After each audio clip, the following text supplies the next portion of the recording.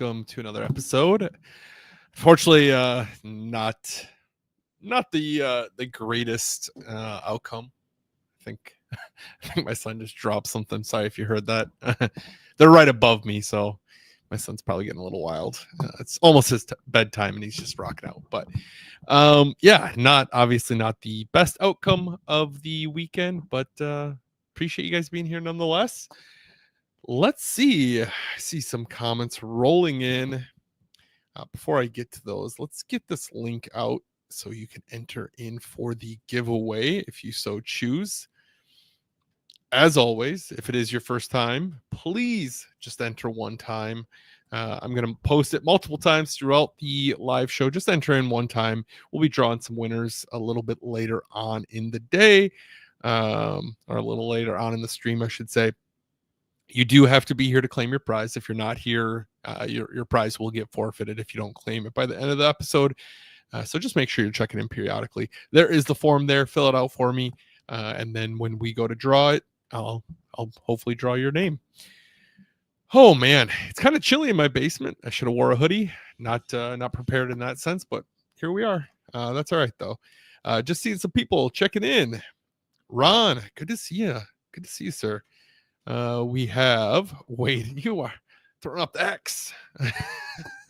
Wade is not in Texas. He's in Michigan, unless he took a very quick trip to Texas from when I talked to him earlier. Corey and Logan. I would assume Logan. I didn't see Logan mentioned, but I'm assuming Logan's there. Good to see you guys. Derek in South Dakota. Good to see you, sir. My Uncle Brian. Good to see Uncle Brian. Hope you guys had a good holidays. We have Tully's over in Iowa. Heather checking in on this account. You're throwing me off here. Rowdy Preston. Yeah, good to see you, Rowdy. Appreciate you swinging in. Wish you would have been just checking in on a little bit more of a upbeat episode, but that's okay. We have Alfonso coming in from Texas. Katie's also in the frozen tundra in Iowa. It's cold out there today. That's for sure. I should have definitely wore a hoodie down here. That's all right. It's like my own ice bowl performance, right? Except it's like 65 degrees down here.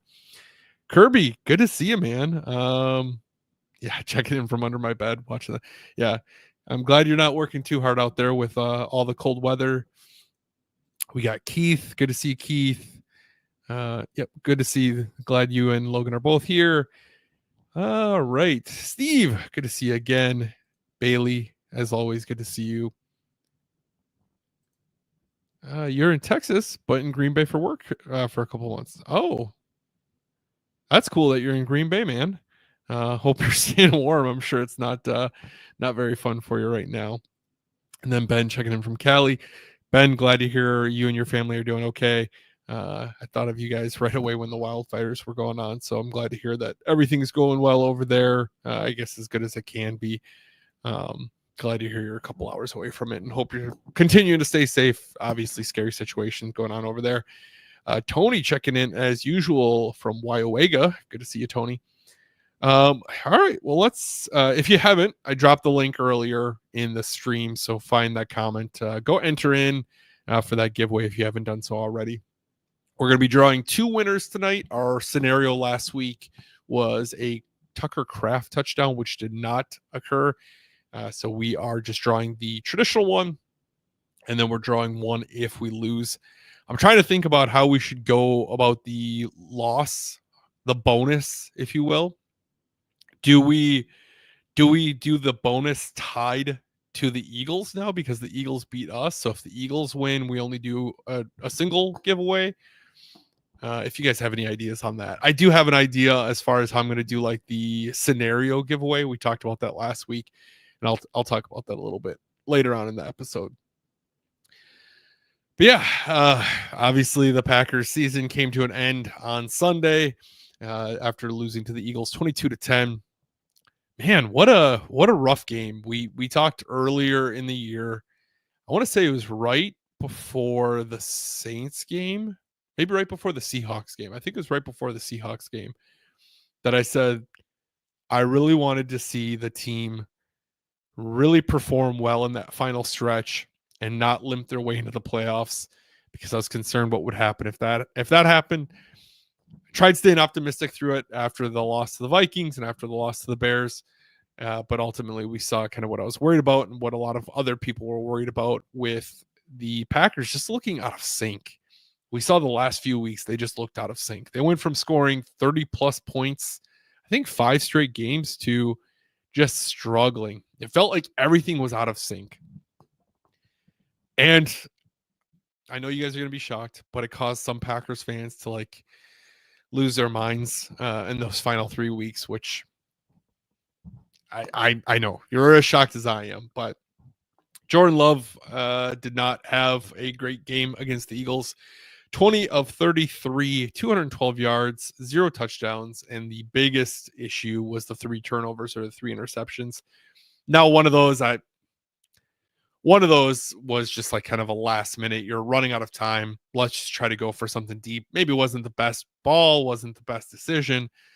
I don't really care about that one at that point. The time was just, the times.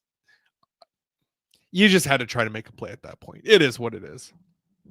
What I did think was interesting is after the game, I saw Love talking about he was getting asked questions, and someone asked him about his knee. And he said that it was quote unquote healed enough to play through, and he didn't think it affected him too much. And then he said, but this offseason, I'll actually have time to let it rest and heal on its own. Now he deflected that it didn't affect him too much or didn't impact him much. But the way he worded that leads me to believe that maybe there's just something still going on with his knee where it's not 100%. And maybe I'm just reading into it way too much. But it looks like either if it was a mental thing, right? He's still concerned about it. Maybe it's still aching. And so you're just not wanting to scramble as much. You're not wanting to roll out as much.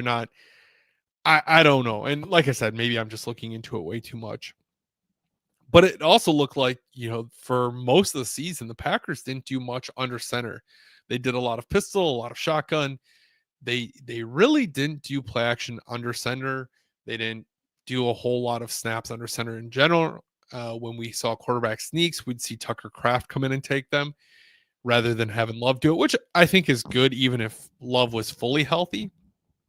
But it makes me think that maybe there's something more there than we know, which could attribute to some of the offensive issues that we've seen this year. I don't know.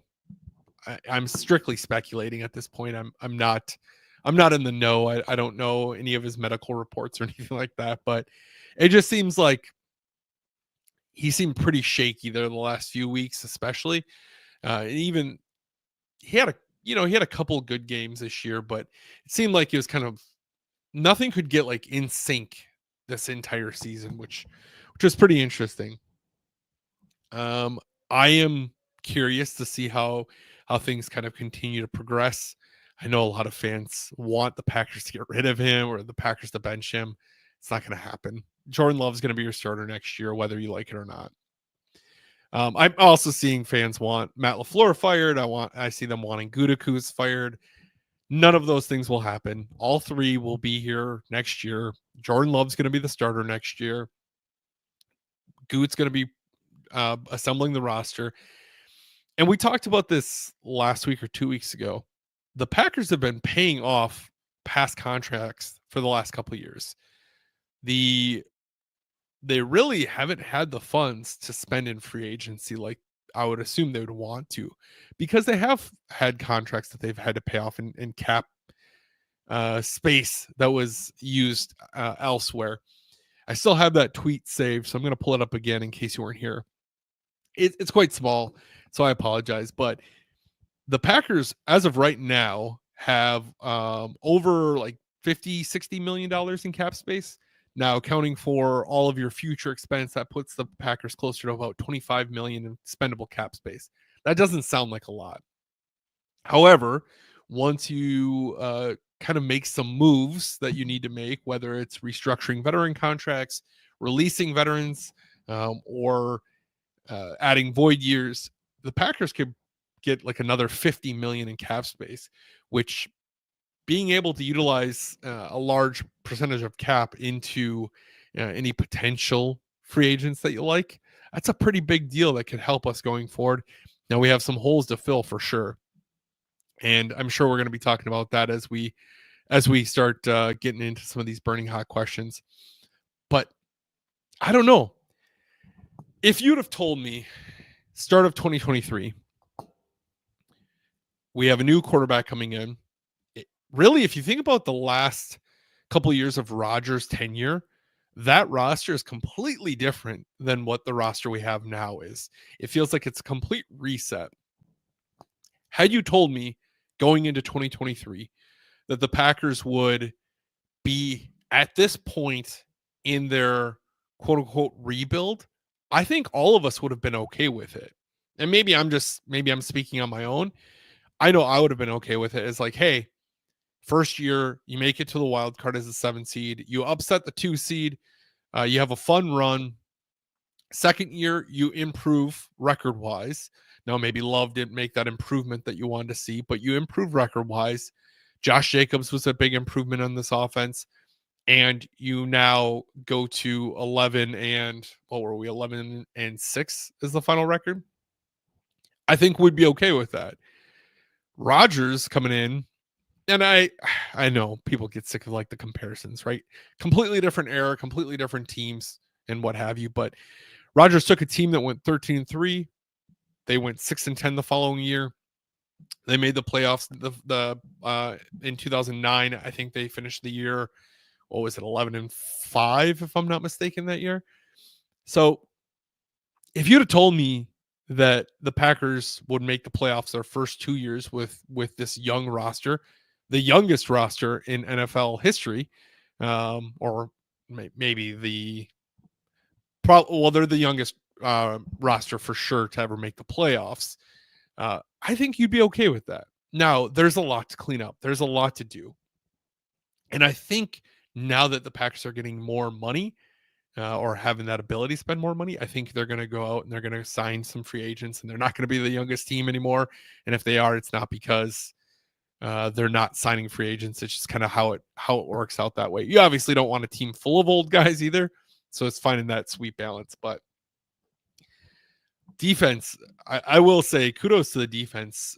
The leaps, I should say, that this defense made in a single year under Hafley has been incredible. They really kept us competitive in every single game this year. I think maybe except the Detroit game at Lambeau Field. And that wasn't even necessarily because of the defense's fault, but the defense kept us in pretty much every game. And it was no different than this one. We allowed the Eagles to score 22 points. Now they could have scored more had Saquon actually ran that last one in if he so chose. He had the lane too. He just slid down to call it a day. But this defense did a really good job of keeping us in games, keeping the opponent from scoring and really racking up the score. And that's the first year under Hafley. I can only assume it's going to get better as we dip into free agency and we find pieces of the puzzle that really fit his scheme. Hopefully that starts with pass rush. The pass rush, I love Rashawn Gary. I'm a big fan of Van Ness. Kingsley Ekenbar.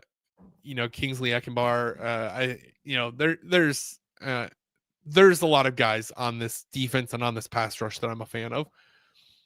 But if you're not doing your job, you have to have someone else coming in and take your place. 2 sacks generated against the Eagles. I think Jalen had the longest pocket of any snap this year. I think he had like over 7 seconds to throw that one. He ended up throwing it not because he was pressured, just because there's a guy wide open. Lord knows how long he could have stood there and held the ball for. So that's just not going to cut it. You watched the Rams yesterday wallop on the Vikings, which I know there's a few in the chat and few watching that are probably really happy about that. The Rams completely annihilated the Vikings offensive line with their front four. They didn't really need to blitz. They got so much pressure on just their front four that I was envious as a Packers fan. I'm like, wow, how are they doing this?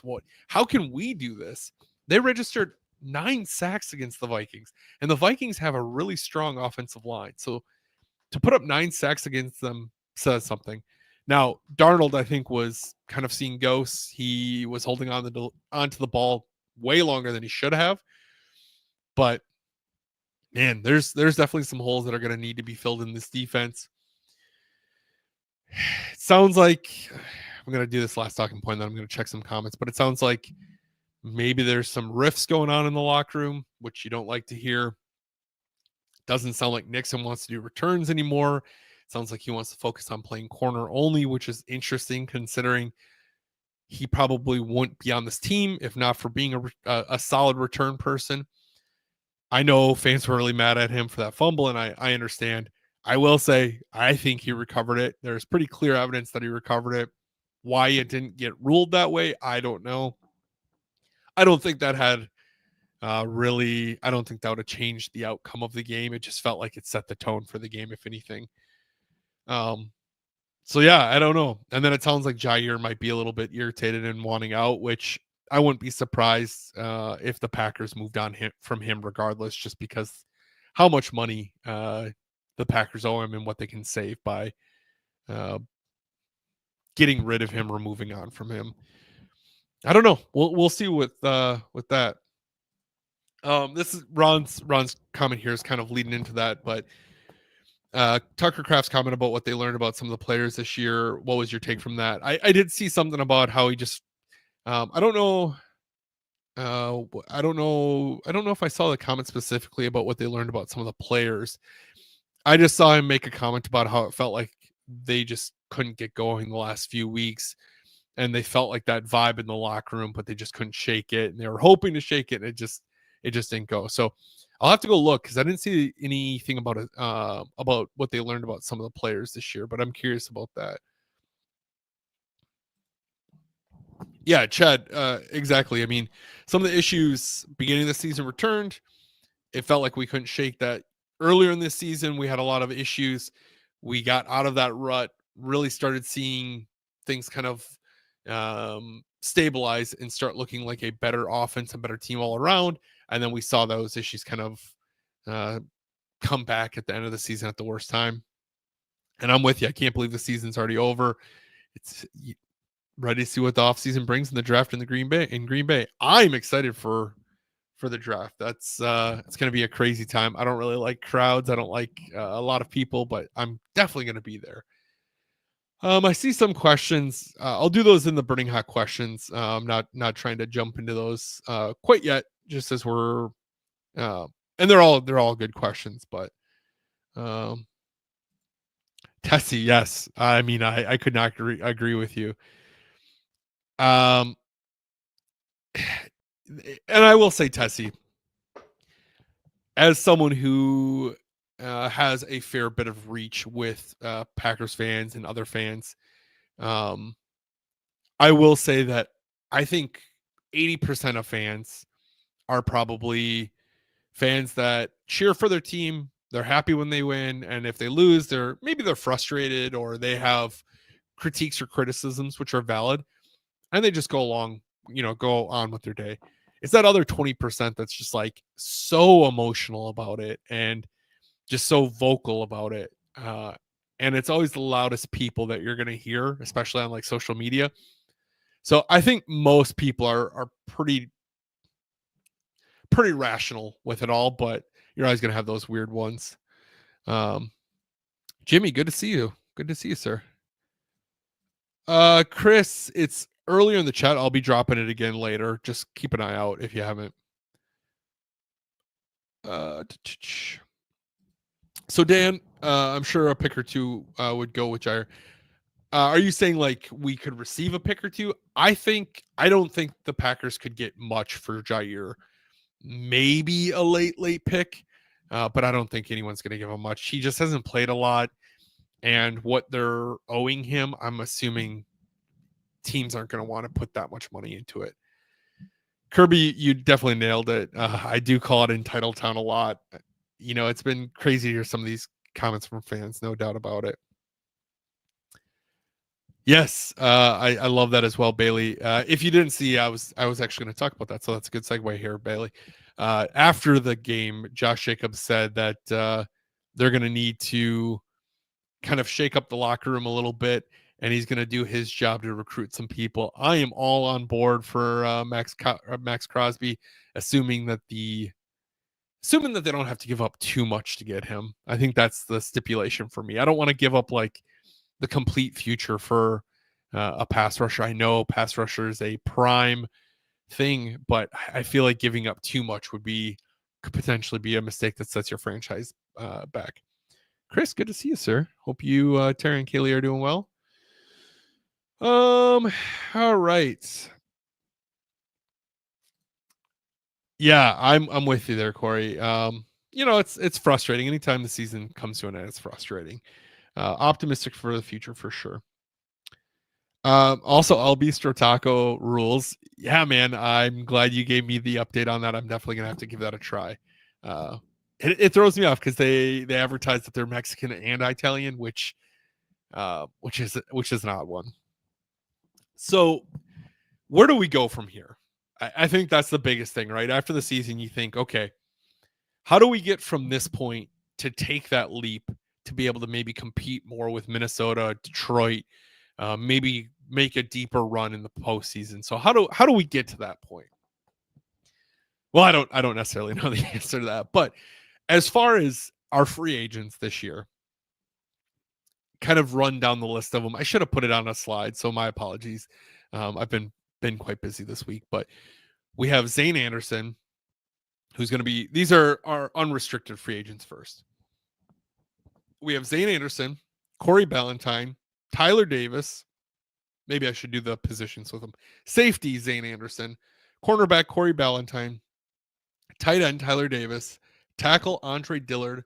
Running back, A.J. Dillon. Linebacker, Isaiah McDuffie. Center, Josh Myers. Tackle, or defensive tackle, excuse me, T.J. Slayton. Cornerback, Eric Stokes. Linebacker, Eric Wilson. And kicker, Brandon McManus. Our restricted or exclusive rights free agents are Bo Melton, who's a receiver, a defensive end, Aaron Mosby, offensive tackle, Kadeem Teafort, punter, Daniel Whelan, running back, Emmanuel Wilson. Out of that list, there's not a whole lot that stands out to me that I feel the Packers need to re-sign. Now, there's depth pieces there for sure. Zane Anderson could be good depth. We saw a very short window of him playing, but he played very well in that short window. I can't imagine he's going to be in a super expensive contract for anyone. So I could be a good option. Isaiah McDuffie, he's pretty good in the run stop. It just depends on potentially what they do in free agency. There's some names out there that I'd like the Packers to go after. I think A.J. Dillon they move on from, unfortunately. I know he's a huge, Packer fans love him. He loves Green Bay, loves the area. He ended his season with a neck injury before the season even began. The running back room's getting a little bit more crowded. When you see Emmanuel Wilson and you see Chris Brooks, both played pretty well this year. Not to mention we have Marshawn Lloyd. So the running back room's already getting crowded. I don't know if they bring back A.J. Dillon just because of, unfortunately, how his season went this year. Josh Myers, that's a tough one. He isn't the strongest center. He has his fair share of weak points in the game. Seems like a great guy. These are all criticisms on play that I've seen on the field. Obviously, nothing about them as a person.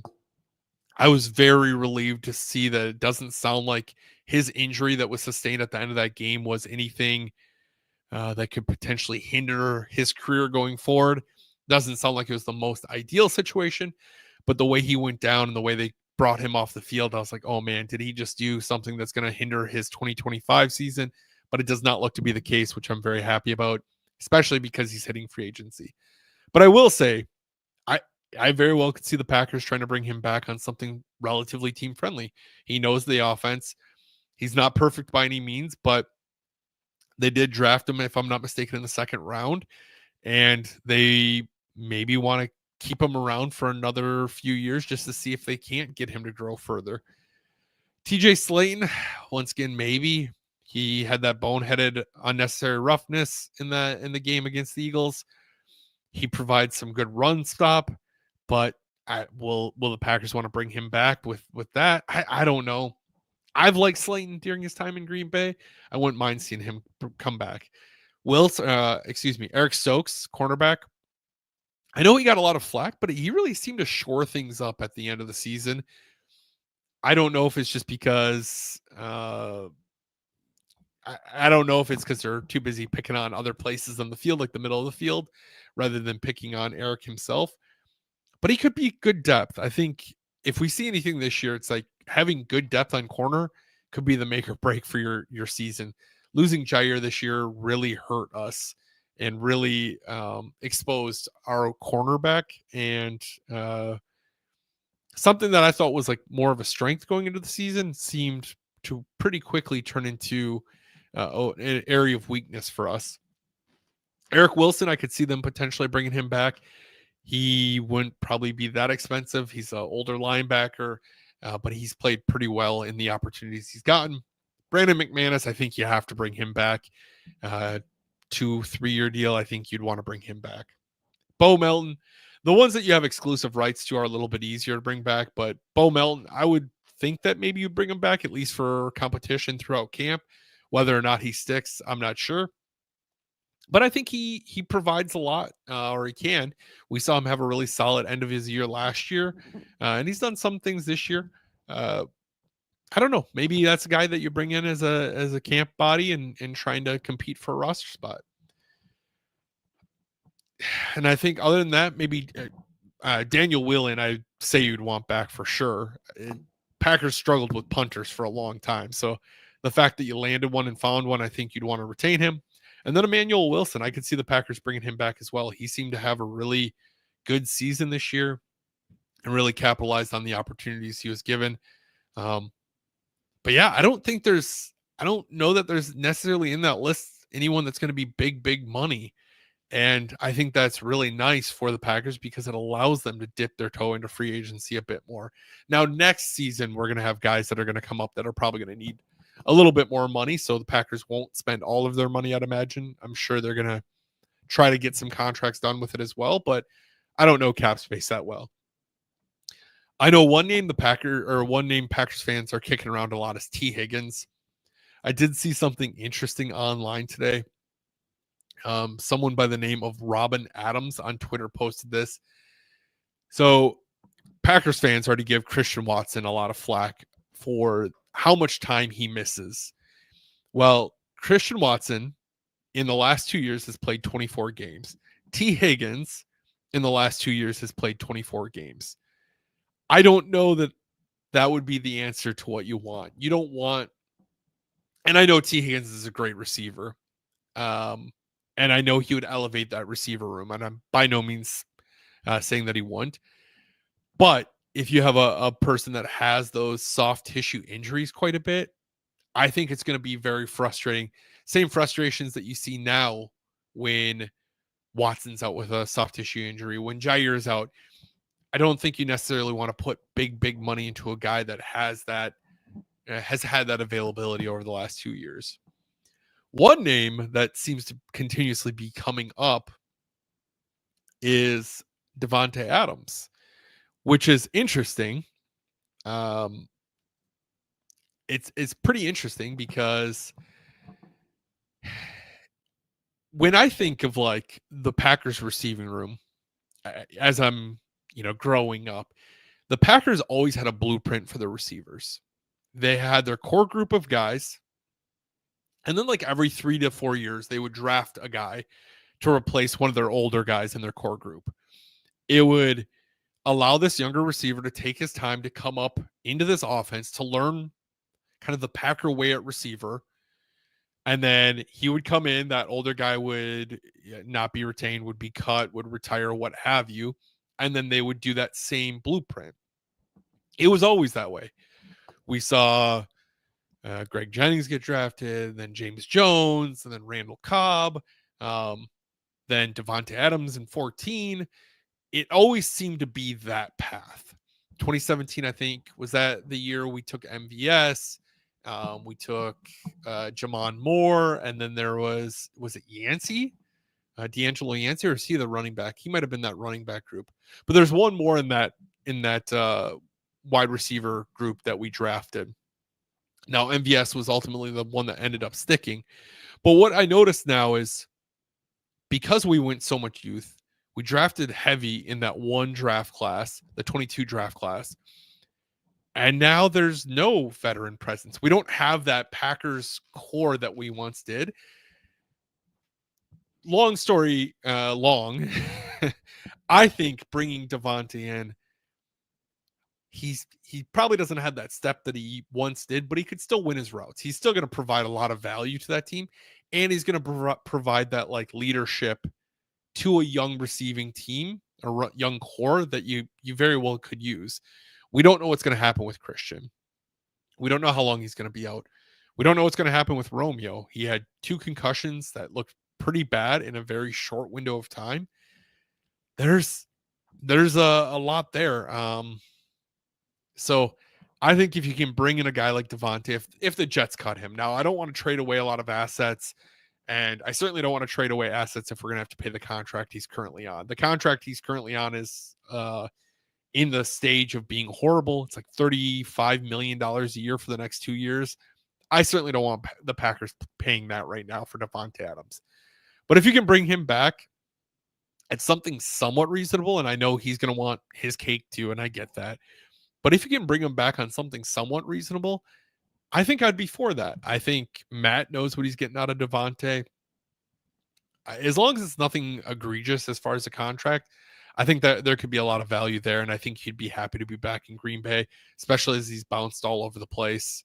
I say all over the place, as he's bounced to like the Raiders and the Jets and saw the other side, right? That the grass isn't always greener.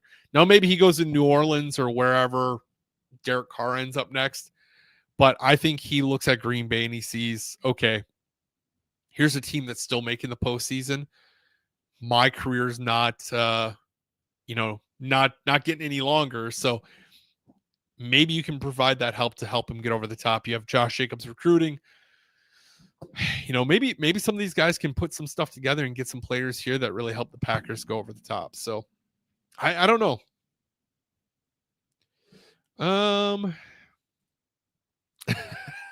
Bring back Davante only if you get a Taco Bell put in that Lambeau. There's a couple Taco Bells already in there. We don't need another one in Lambeau Field. Yeah, I guess that's kind of like my talk on the week. I know I didn't talk a ton about the game, but to be frank, I just there's only so much I can stomach about rehashing. Playoff losses suck. They're not fun to talk about. What is fun to talk about, what we can talk about later, is Minnesota's playoff performance. But start dropping some questions if you guys have them. Let's get into some burning hot questions. I'm going to drop the giveaway link here again, but start dropping those questions if you got them. I saw some questions up above earlier, so I can try to scroll back and find those. But yeah, drop your questions if you have them, and let's get into it.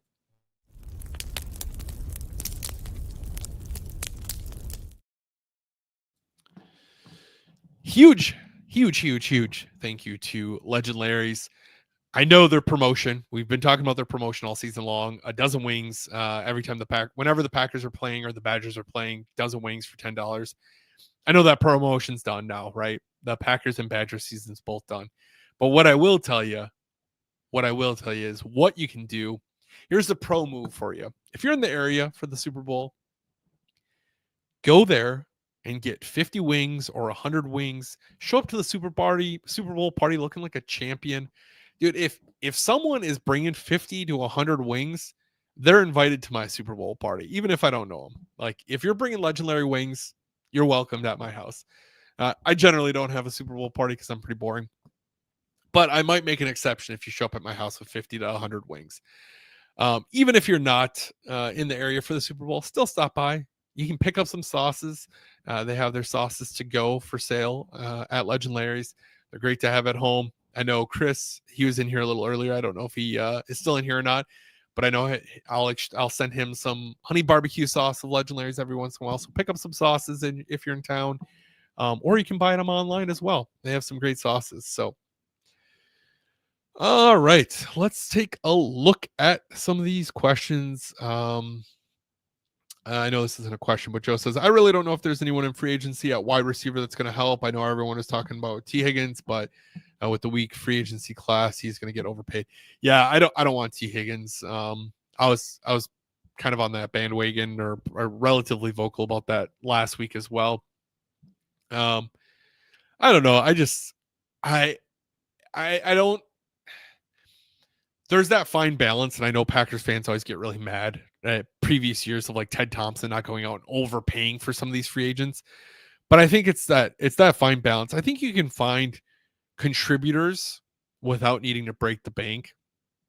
And there's that really fine balance for sure. I don't know. I don't follow the NCAA at all. I don't follow college football. So I don't know if there's like a good wide receiver draft class coming in. But I would ideally like someone who's a little bit older, even if they're not what they once were. If you can get them on a team friendly enough contract just to provide some mentorship, I think that would be a huge win. Ben says, I'm not one to complain about officiating, but here I go. What does the NFL need to do to get better with these missed calls or these missed calls? Not just Packers games, but other games as well. Yeah, I do think the Packers. I think the NFL is overall has gotten a lot better. I watch a lot of games from yesteryear. My son likes to have football games on while he's playing. He just likes listening to football, I think. I don't know. He likes having it on. So I've been watching a lot of football, a lot of old games like from the 80s. We'll throw in games or 90s. And there are a lot of missed calls in those games, a lot of missed calls. So I do think the NFL has gotten better. I think what's really frustrating is when you see calls and then you see replays that show you exactly what you want to see, and they still keep the call because they kept it that way on the field and they feel there's not enough evidence. I don't know. It's really tough because it does frustrate you. And then I think even more so, you're seeing the conspiracy side of it come out of, well, the NFL is promoting so much betting. Is this a call that is for Vegas or benefits Vegas? And I don't think the NFL is doing anything to jeopardize their product by any means, but it opens that door to conversation of like, is a call in from Vegas to do this? Which I know Goodell was very opposed to sports gambling being legalized for that very reason.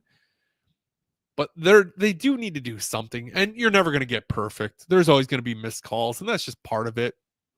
It's human error.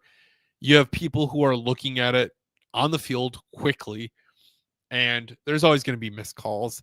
And depending on the refs, some of them might let certain things go that other ones wouldn't. And so it's tough because there is that human layer to it all. So I don't know. It's a good question, though, Ben. Heather says, do you think we'll draft a wide receiver or do you think we'll get one from free agency? Honestly, I could see us doing both if we're being honest. I think I don't think the Packers necessarily splashing at a big name in free agency. But I could see, I should say, I don't see him splashing and get like T. Higgins or something. But if Devontae Adams were to come available, maybe they go after him. Maybe they have an advantage because he knows Green Bay. I could see something like that fitting. Let's see. If the Packers were to trade up for once in a little, trade up for once in a little in the first round, what position do you think they'd be targeting? Man, that's tough without knowing. Like, I don't know college football. I don't know what the strengths are going to be in this class or what the weaknesses are going to be. I could see them potentially going after a really strong pass rusher. We've talked about this before, where if the pass rush isn't good, it doesn't matter who your corner is. You could have prime Charles Woodson. You could have on the other side, you could have prime Tramon Williams. I mean, hell, you could say Deion Sanders if you want to. It doesn't matter if the pass rush isn't there. If you're giving guys 6-7 seconds and allowing the receivers to break away from their routes and kind of go schoolyard ball on their route, it doesn't matter who's covering them. The pass rush needs to get fixed. If you look at some previous years where you had success with your corners, even corners that were younger guys and maybe not as well, well in the position as they should have been, it came because of a pass rush. Tramon Williams in 2007, 2008, 2009 even was a liability for the defense. It wasn't until 2010 where we got a pretty strong, consistent pass rush. Now our pass rush was definitely improving in 2009, but 2010 really, I felt like, pushed us high, that we saw Tramon Williams really break out. And I don't think it was coincidence. I think that allows a corner to get some confidence, play more aggressive, and then you see things happen because of that. And I think if they can, they need to get a guy that can disrupt and be a disruption on that defensive line. 100 wings. Not everyone has Nicolay money flowing in. I don't even know how much their $100 or 100 wings are. 50 wings, maybe. I don't know. I don't think it's that much. I don't know. That is true. Shout out to Nicolay Law. Yeah, I mean, Tony, I think anytime, good question, Tony. Tony says, is Jordan throwing off his back foot something that needs to be addressed or leave it? I think it's something you somewhat want to address. I know quarterbacks are going to do that. We saw Rodgers do that from time to time as well. We've seen Jordan do it with success. I think it's just like knowing a time and a place for it. It seems like Jordan, maybe, I don't know if it's partially the knee injury that this year that he's had, but it seems like this year he's done it maybe in times where he didn't necessarily need to, which hindered him from being able to really put the ball where he wanted it. So I don't know. I mean, I think you should address it. You know, anytime you're doing something like wrong that's hindering your ability, I think it should always be addressed. Tom, I think we just talked about the free agents. It was a good question, but we just talked about that one. Oh, Corey, this is a good question. Do you think that Keyshawn Nixon should be kept? If so, should his role as returner and C be retained? I do think it's tough. It's a great question, Corey. Should he be retained? I think so. I think he's done really well in that corner spot. I know fans really are high on disliking him, and I it is what it is. But I do think he's done really well in that nickel corner spot. He was forced to play in a corner role that maybe he wasn't as comfortable with. I think he did okay for the most part. He obviously allowed some plays, but every corner does. But what I do wonder is the Packers gave him a contract with the understanding that he was going to play corner and returner, and the fact that he was a two-time All-Pro returner. If you take that off of the table, and you say, I'm not doing this anymore, do the Packers expect him to restructure their contract? Otherwise, do they let him go? I'm not sure. If I went to my boss and said, hey, I'm not doing this anymore, even though it's part of my job description, I think my boss would probably tell me, like, that's too bad. You know, we're not going to, that's not how the world works. I don't know. My boss is pretty open-minded. Maybe he'd have a further conversation to figure that out. But I don't think my boss would just be like, oh, okay, cool. And I don't think the Packers would either.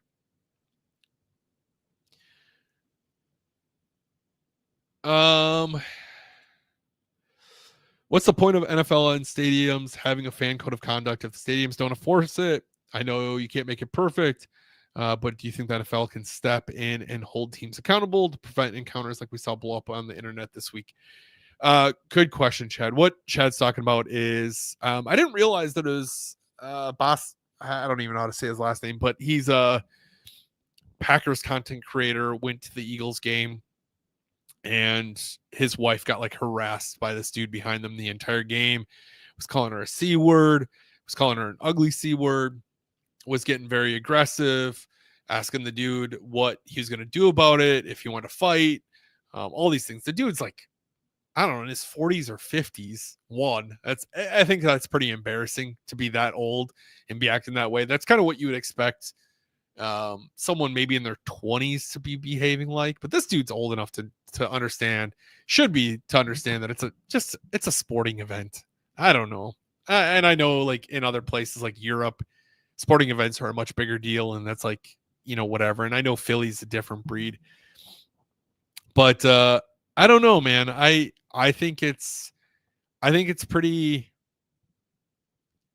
as a person, I couldn't live with myself if I went to a game and I had to like berate someone because they cheer for a different piece of laundry than I do. And I think there's a line, right? You can razz someone, you can give someone grief during the game, but ultimately at the end of the day, I think it's just friendly banter, or at least it should be, in my opinion. I'm not on the team. I do nothing to influence a win or a loss, other than my game day superstition routine, which clearly doesn't do anything, doesn't help.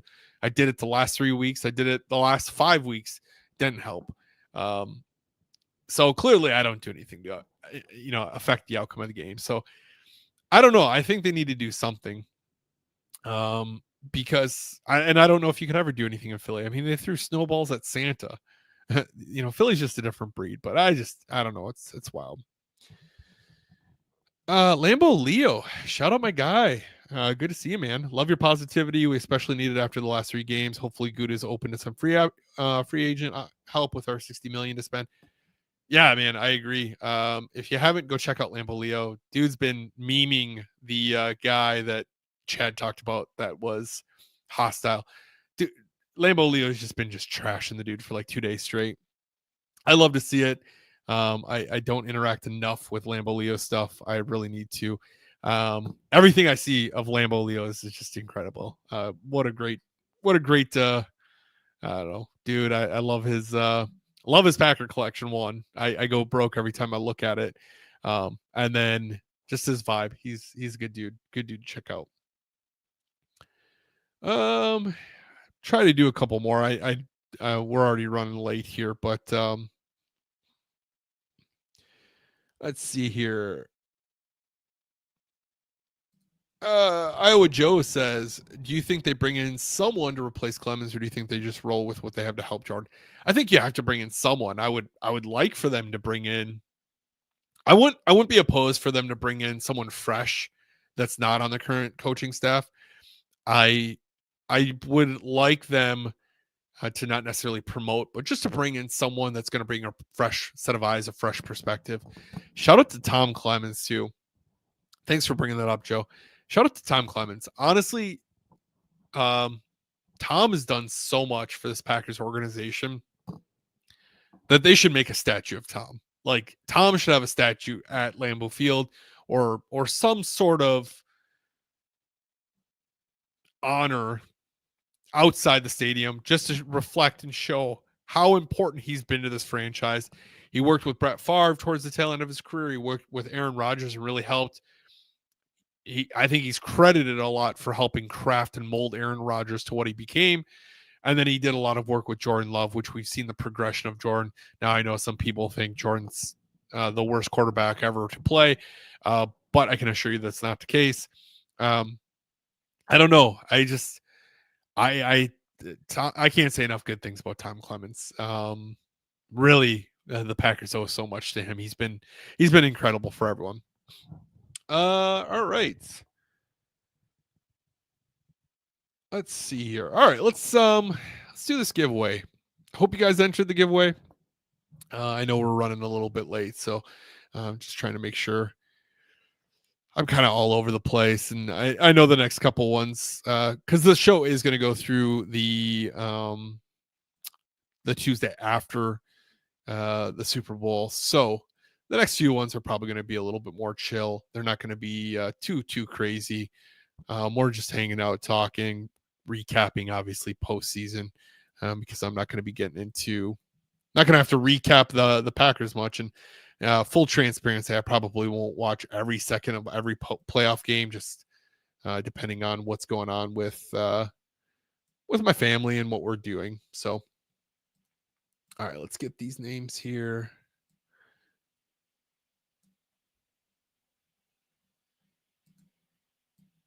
Oh, whoa, I just messed up something. There we go. Just checking over the list quick to make sure single entries everywhere.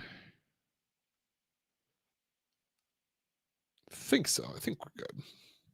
Last week's winners, we had Jenny and we had Liz. I'm going to be getting those out this week yet with the two winners that we have today. So here we go. Good luck, everyone. Appreciate you guys hanging out.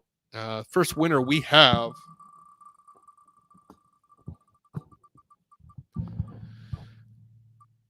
Oh man.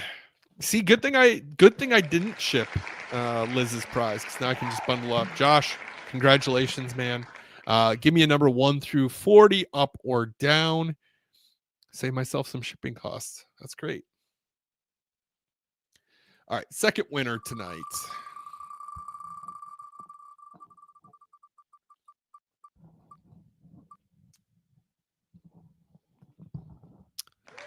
Mr. Landcore. Good to see you, man. If you are here, 1 through 40, up or down.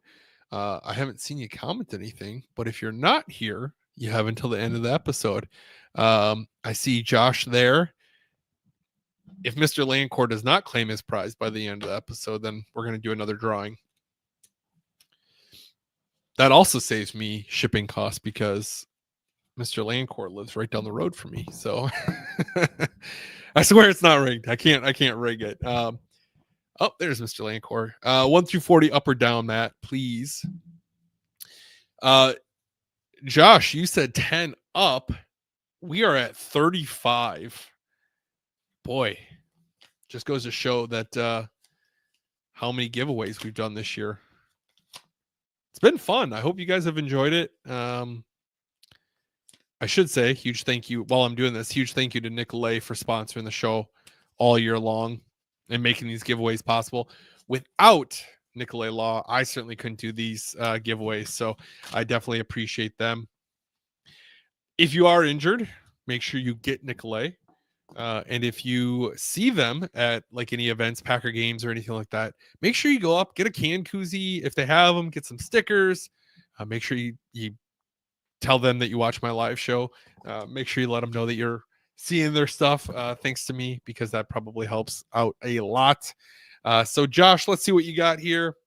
Josh, you got yourself a Lynn Dickey signed 8x10. That'll pair nicely with the John Kuhn one that your wife won. I would assume wife, last name. I think it's your wife. That Liz won last week. And then I see Mr. Landcore said 15 down, which we are at 7. All right. Let's see what you won, Mr. Landcore.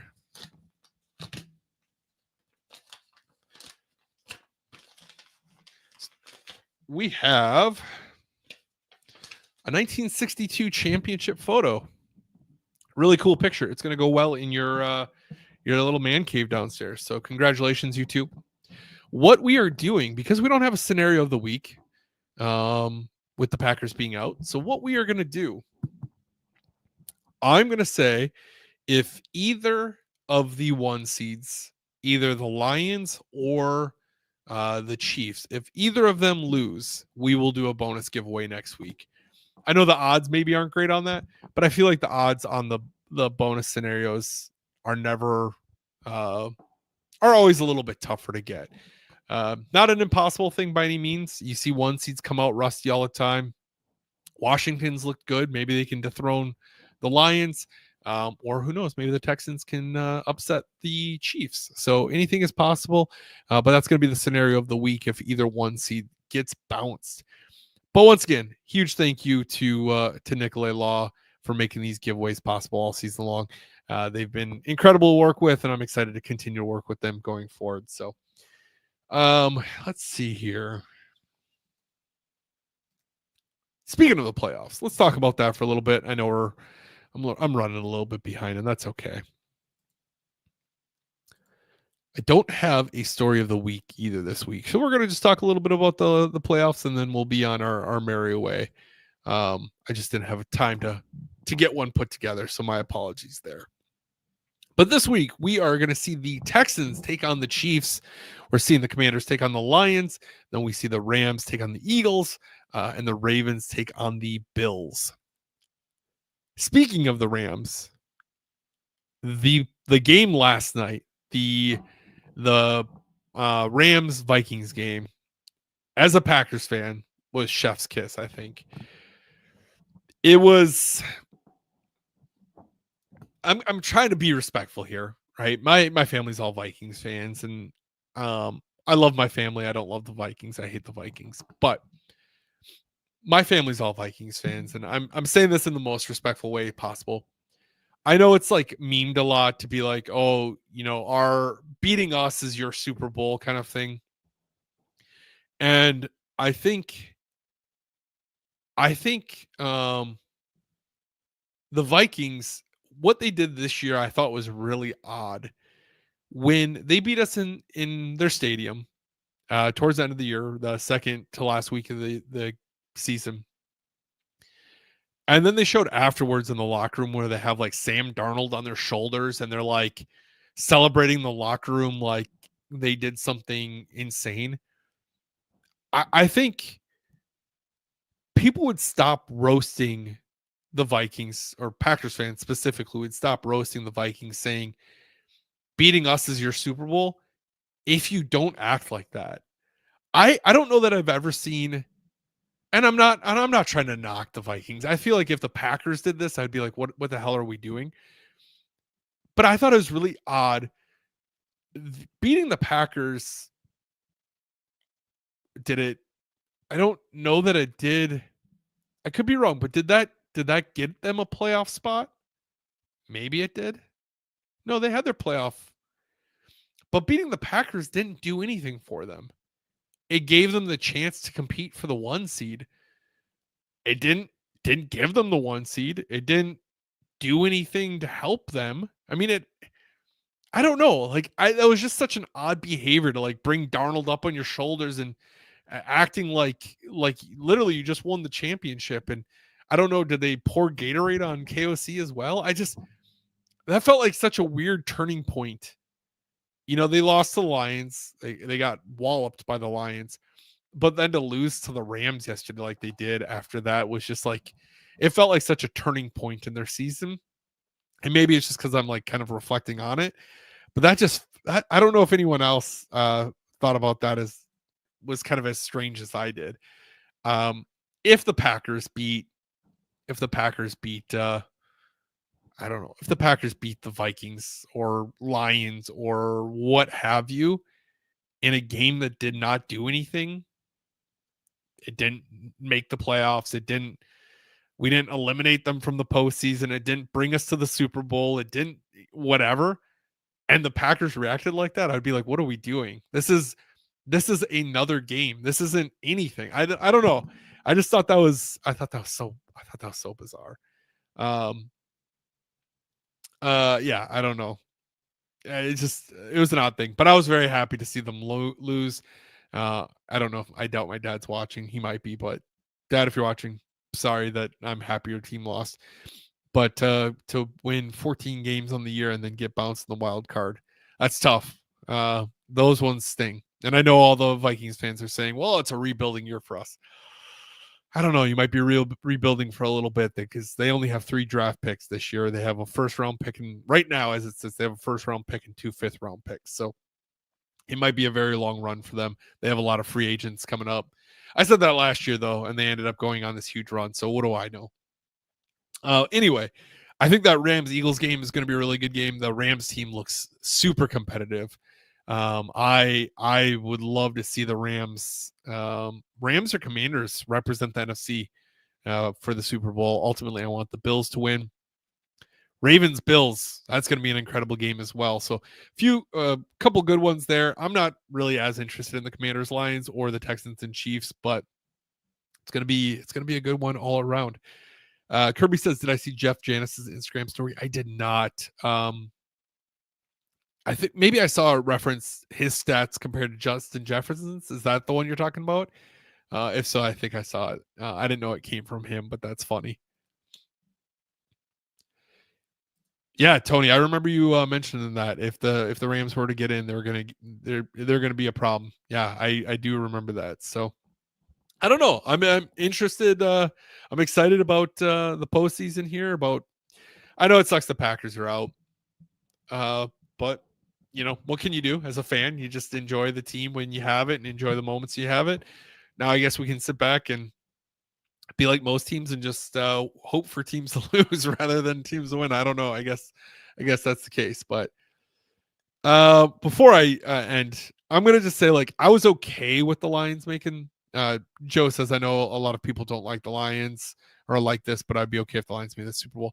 I was okay with it. Like last year, I was okay if they won the Super Bowl or not won the Super Bowl if they made the Super Bowl. Their fans have quickly like turned into some, not all of them. Uh there's some fans like a guy I talk with named Matt. He's a big Lions fan. I really like him. And there's a guy that trolls my page a little bit named Eric, who's been trolling my page for like 6 years.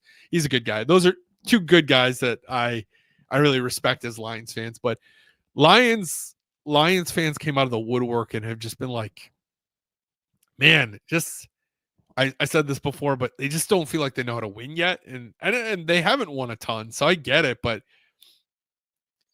they go back and forth. They're like, hey, you guys are so trash, but yet when they beat us, they act like it's this big deal. Like if we're that bad, like it shouldn't be a big deal to beat us. And I feel like there's still that little brother complex of like, oh my gosh, we beat you, so we got to kind of rub your nose in it. I don't know. Their fans irk me pretty quickly. We lost to the Bears. I didn't hear really anything from the Bears. We lost to the Vikings twice. Didn't hear much from Vikings fans. Lose to the Lions, and they fill up my inbox with comments, just trash talking. And it's just one of those things. Once again, kind of harping on the Vikings, hoisting Darnold on their shoulders after beating us. It's like that shouldn't be the benchmark of success in your team. Like beating us should just be a blip on the season. It is not worth trash talking. And I know that's what rivals do. They trash talk, but I just think it's odd. I don't know. I guess I just don't think about them when I beat a team, I don't think about trash talking. I just kind of move on to the next opponent, but teach their own. Yeah, so that's gonna do it for tonight. I appreciate you guys all hanging out. Like I said, we're gonna be here every Tuesday. I think the ones going forward are going to be a little bit more relaxed because we don't have much to talk about. It's going to give us a lot more opportunities, just kind of interact with each other. And I'm not going to have as much kind of like recap, but I am excited to, spend another hour with you guys next Tuesday. So until next Tuesday, thank you so much for watching. I hope you guys have a great week. Have a great weekend. Stay safe. Go Pack Go as always, even if they're not playing. And I hope we see some good football. Hope we see some upsets. Hope we see the Lions join us on the couch. I don't think they will, but we'll see. But have a good rest of your week. Go Pack Go, and appreciate y'all.